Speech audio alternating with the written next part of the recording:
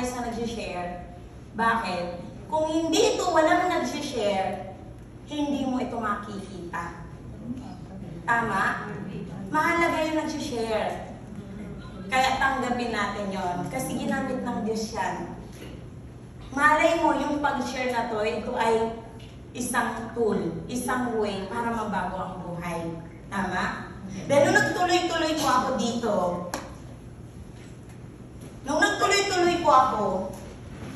para isa-isa nasa Kanaan. Alam niyo po ang Kanaan? Yes. The Promised Land? Ano ang mayroon nandoon? Higante. Higante, tama?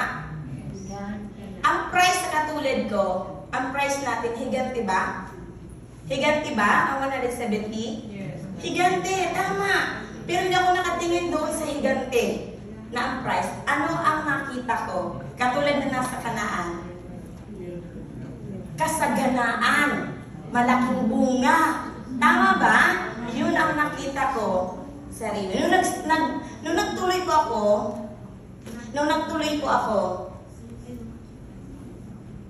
dito po ako nakaranas na ang pamilya ko nadala ko sa ibang bansa. Panapalakpakan niya. Yes po, ang asawa ko at ang anak ko, nadala ko yan. At nag-birthday ang anak ko sa ibang bansa din. Pinaranas ko yan. Yan ang anak ko. Pero bakit may nangyari sa'yo kung babalik? Nawala ako. Gusto nung i-share? Yes. Kasi, noong 2020, di pa ako take. Di ako marunong sa computer. O yan. Doon po nagsimula yung journey ng buhay ko. Sabi nga, nasa kama ka na, bakit nasa banig ka ngayon? Pero, sabi nga, ang Panginoon lahat ng bagay, pinagkakalakit-lakit yan. Tama? Yung anak ko na nag-share kanina, si Melchizedek Villanueva, siya yung anak ko. Na kung saan po, doon na-meet nga yung isang company. Nag-stop ako dito dahil nag-support ako sa kanya. Bakit? Tinignan ko yung magiging environment niya. Mahalaga po ba ang environment at kultura? Yes. Bakit? Kung ano ang sinasamahan mo, ikaw ay magiging ganon. Kaya kung negative ang kasama mo, magiging negative ka. Kung dalawa yan, pang tatlo ka. Tama?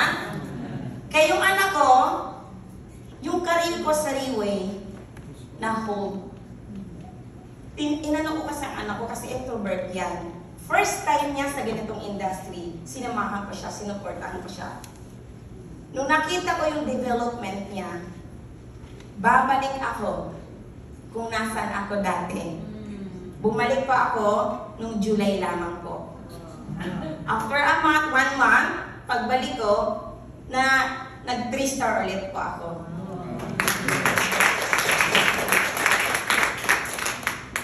Anong ibig kong sabihin? Ito ang maganda sa Riway.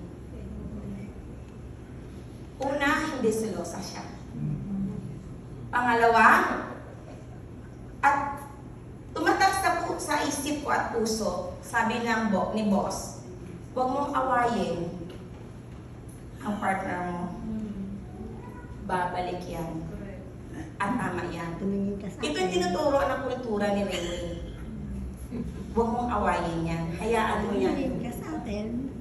Babalik yan. Tama? Amin ba? Ay, amin. Yes?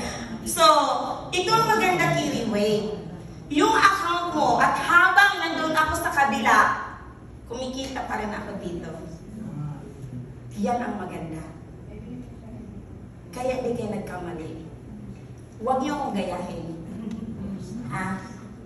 Pero, hindi ko pinagsisihan dahil kasama ko na anak ko. Yes. Dahil kung hindi ko siya sinamahan, maaaring iba ang environment niya. Isa lang po ang anak ko. Ngayon kasama ko na siya. Pero anak, nakita mo na si Riway. Ilang beses mo na nakita, ako naman. Di ba? Kaya ang anak ko, kasama ko na siya. Kaya dito po, pamilya anak mo, isama mo kung mahal mo siya. Hindi lang tayo, kasi si Riway po, pwede mo ipamana. Tama?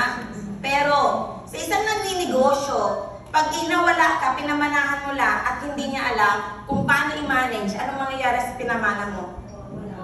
Tama? Kailangan mong dalhin dito. Dahil nakita mo na, naranasan mo na, natikman mo na, naging healthy ka, pati pamilya mo, pati bulsa mo, unti-unti yan. Lahat ng pinapangarap natin, ang Panginoon hindi nagkukulang.